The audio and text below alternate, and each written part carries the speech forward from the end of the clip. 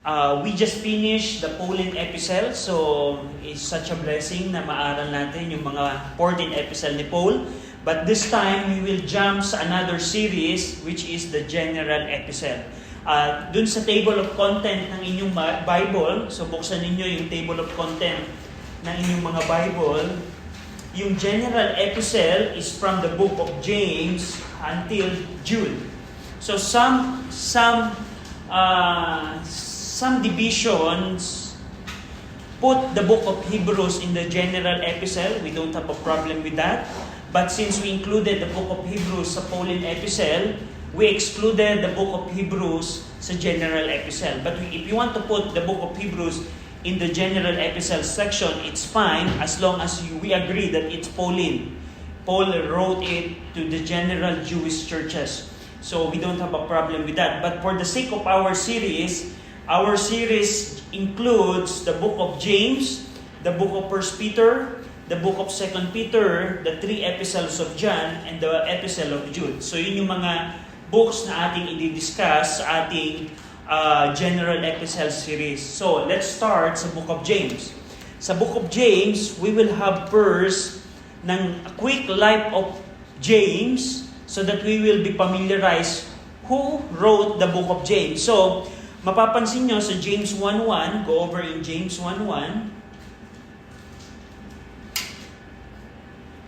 In James 1:1, makikita ninyo sa James 1:1, ang author ay binanggit sa verse number 1, James, a servant of God and of the Lord Jesus Christ. So, sa verse 1:1 pa lamang, binuksan ni James yung kanyang book, who is the author of this epistle.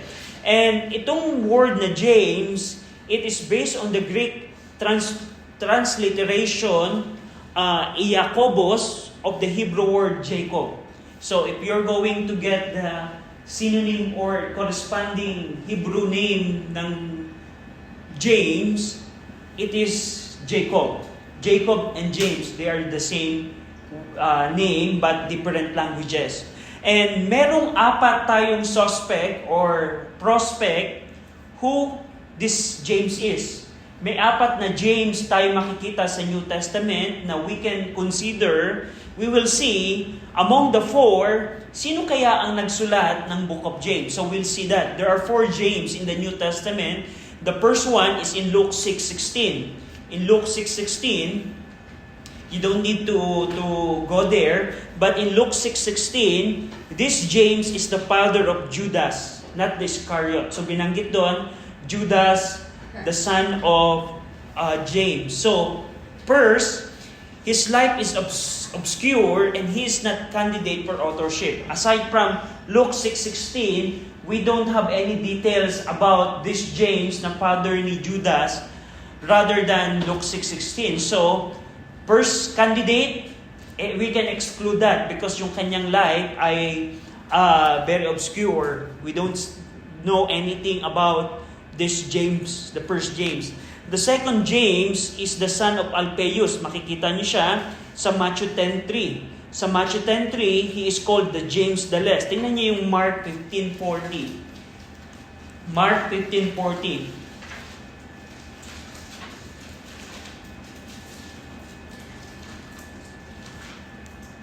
Mark 15:40. Who would like to read Mark 15:40? Joe, can you read Mark 15:40?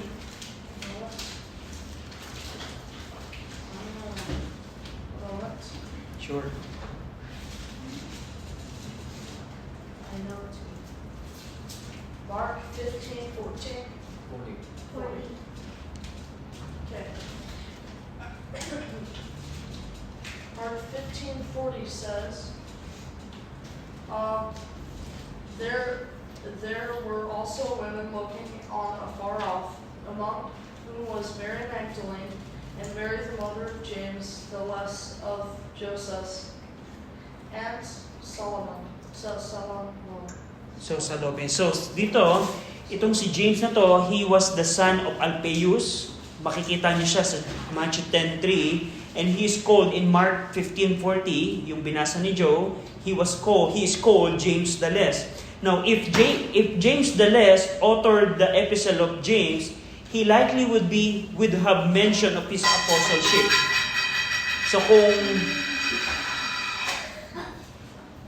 So kung si James the Less, by the way, si James the Less, he's among the 12. He's among the 12 apostle of Christ na inappoint niya sa first church, si James the Less. Now, if James the Less wrote the book of James, one thing is we can say he should mention his apostleship in the book of James. But the author of the book of James didn't mention na siya apostle, so we can exclude James the Less sa authorship ng book of James. So that's the second James. The third James in Matthew 4:21. Go over in Matthew 4:21. Who would like to read Matthew 4:21? William? Matthew 4, verse 21. Matthew 4:21. And going on from thence, he saw other two brethren, James the son of Zebedee, and John his brother, in a ship with Zebedee their father, mending their nets, and he called them. So ito naman, si James, the son of Zebedee, he is the brother of John. Remember, John and James, they are siblings. So member din siya ng inner circle ng disciple ni Jesus Christ. Nung unang ministry pa lamang ni Jesus Christ, itong si James na kapatid ni John, they are part ng inner circle ng discipleship. So, anong nangyari? What happened to this James, the son of Zebedee? Go over in Acts 12:2. In Acts 12:2, itong si James na ito, siguro, Sister Mikey, if you see Acts 12:2, can you read Acts 12:2? Acts 12:2. And he killed James, the brother of John, with the sword. So dito, si Herod, during the early years of apostolic churches, Herod killed James, the brother of John. So, if James, the son of Zebedee, wrote the book of James, we will have a problem because he was already killed during Acts 12:2. So, since James, the son of Zebedee, martyred early, it is improbable that he wrote the book of James. So, we see yung si James ng father ni Judas, the James, the son of Alphaeus, and James, the son of Zebedee. Yung three na yun, very clear, they are not the author of the book of James for those reasons na binanggit natin. And last James na makikita natin sa Bible ay sa Matthew 13. Tingnan nyo to. Matthew 13, verse 55. Matthew 13, verse number 55. Cham, pag nakita mo naman, makikibasa ako ng Matthew 13, 55. Matthew 13, verse 55. Is not this the carpenter's son? Is not his mother called Mary? And his brethren, James and Joseph, and Simon and Joseph. So the fourth James na makikita natin sa New Testament is James, the brother of Christ in the flesh. So, makikita natin na itong si James is the most likely the author ng book of James. Why? Because his name was used without qualification because of his prominence. One thing na makikita natin dito, go over in Jude 1. Tingnan nyo to. Before we go to Jude 1, go over in Acts 12:17. Acts 12:17. So itong si James, the brother of Jesus, in Acts 12:17, naging prominent siya. Remember, during the early years ng ministry ni Christ, his brethren or his sibling didn't believe on Christ. But after resurrection, we know na after resurrection, these brethren, these siblings believed on the Lord Jesus Christ. But go over in Acts 12:17. Tingnan nyo to, Acts 12:17. But he, beckoning unto them with the hand to hold their peace, declared unto them how the Lord had brought him out of prison, and he said, Go show these things unto James and to the brethren, and he departed, went into another place. So makikita nyo dito, I want you to see na itong si James na ito, brother of Christ, became prominent in the book of Acts. So itong si James, the brother of Jesus Christ, naging prominent siya, meaning hindi siya naging ordinary, he didn't became just an ordinary believer. He is not an ordinary church member. He became prominent. Like for example, dito sa Acts 12, Peter said in verse 17, sabi ni Peter, show these things unto James. Ipakita niyo yung mga bagay na nangyaring ito. Remember, nakulong dito si Peter, pero nakalaya siya miraculously. And Peter said, show these things to James. So, we see that James became in authority. Another thing, in Acts 15:13. Acts 15:13, we're seeing in the book of Acts that James become prominent. In Acts 15, verse number 13, and after they had held their peace, James answered, saying, men and brethren, hearken unto me. Remember, yung merong Jerusalem Council in order to discuss if the Gentiles need to be circumcised and follow the law of Moses in order to get saved. James, the brother of Christ, made a decision in Acts 15. So if he's just an ordinary church member, he is not in the place to make this statement. So he became prominent. Another is in verse number 21. Acts 15:21. For Moses, 21 rather, chapter 21:18. Go over in Acts 21:18. Acts 21 verse 18. Acts 21 verse 18. And the day following, Paul went in with us unto James, and all the elders were present. During the time that Paul visited back to Jerusalem, Luke mentioned that Paul went to James. So what's the reason? If he's just an ordinary church member. Another thing is in Galatians 2:9. Galatians 2:9. Galatians 2:9. So, itong si James na brother of Christ or brother of Jesus in the flesh became prominent. So, in Galatians 2:9, you see in Galatians 2:9, and when James, Cephas, or Peter and John, who seems to be pillars, perceived the grace that was given unto me, they gave to me and Barnabas the right hands of fellowship, that we should go unto the heathen and they unto the circumcision. Itong James na ito, it's not James the son of Zebedee, because Acts 12:2, he was already martyred. He already died. He is dead already. So itong si James na to, was put by Paul with the same authority of Peter and John. Remember, Peter and John is the original apostles of Christ, but Paul put James to the same level of authority with Peter and John. So, this is James, the brother of Jesus. Another verse na makikita nyo in Galatians 1:9, Galatians 1:19, mapapansin nyo, when Paul visited Jerusalem, Paul said, but other of the apostles saw I none, save James, the Lord's brother. So, Paul identified na si James na naging prominent, this is the Lord's brother. And last verse na makikita in Jude 1.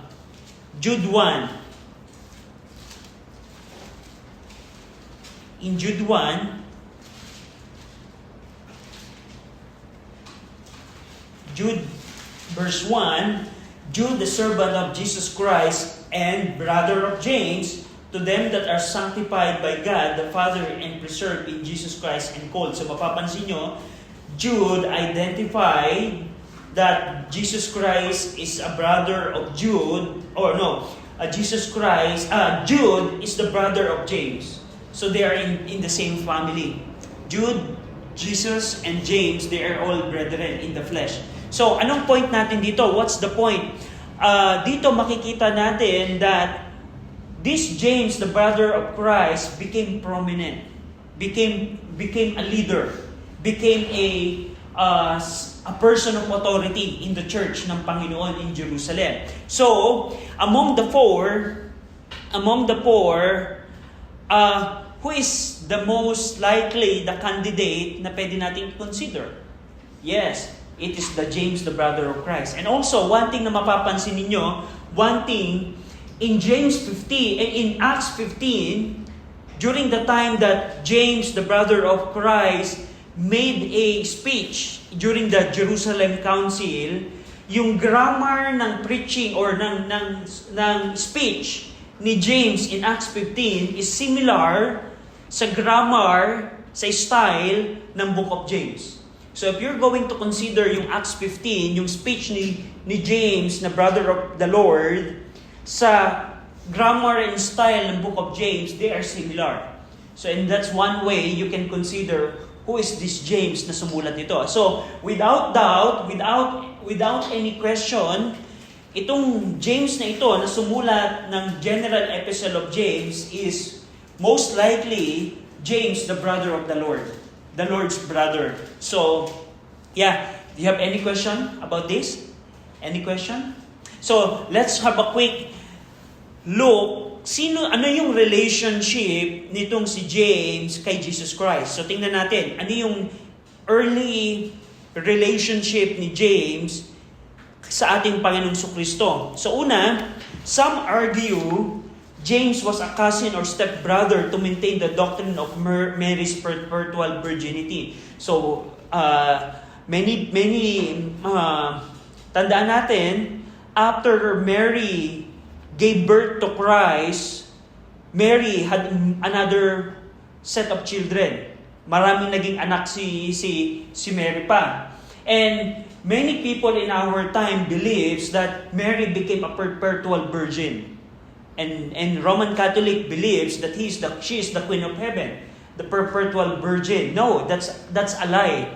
And part of their lie, they are saying that James is just a cousin or a stepbrother of Christ. But we see Jude 1 and we see Galatians 1:19. It's very clear that the Bible is saying that James is the biological brother ni Jesus Christ. So, without question doon. So, however, we see in Matthew 13:55, nabasa natin yung kanina, that James was called brethren of Jesus Christ. In Matthew 13:55, is not this the carpenter's son? Is not his mother called Mary and his brethren, James, and Joseph, and Simon, and Judas? So meron siyang 4 brothers and 2 or more sisters. Kasi plural ang binanggit ng scripture, 2 or more. So at least 6 na kapatid si Jesus Christ. And among them, I see James. Another thing, in Galatians 1:19, we saw that a while ago, Paul said, "But other of the apostles saw I none, save James, the Lord's brother." So very specific in scripture na si James is not a cousin. He's not a stepbrother. He is the biological brother ng ating Panginoong Kristo. Aside from their sibling, other than James is the sibling of Christ, what other thing we can say about this James? James and his brethren did not believe in Jesus during the early ministry of Christ. Tingnan nyo to sa John 7:5. Nung umpisang ministry ni Christ, itong mga kapatid niya, hindi sila naniniwala kay Jesus Christ. Kasi imagine ninyo, kapatid mo siya, kasama mo siyang lumaki, and then out of nowhere, sasabihin ng kapatid mo na siya yung Messiah, siya yung Kristo. So probably that would be the reason bakit nahirapang maniwala ang mga kapatid ni Christ sa kanya. But in John 7:5, you will see in John 7:5, "For neither did his brethren believe in him." Yung brethren na yan, included dyan si James.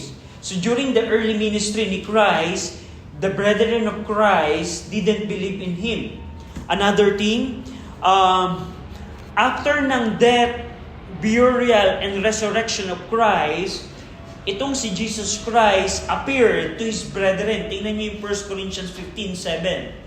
At ito yung naging turning point kung saan ang mga kapatid ni Christ ay naniwala sa Kanya. This became the turning point, the time His brethren believed on Him.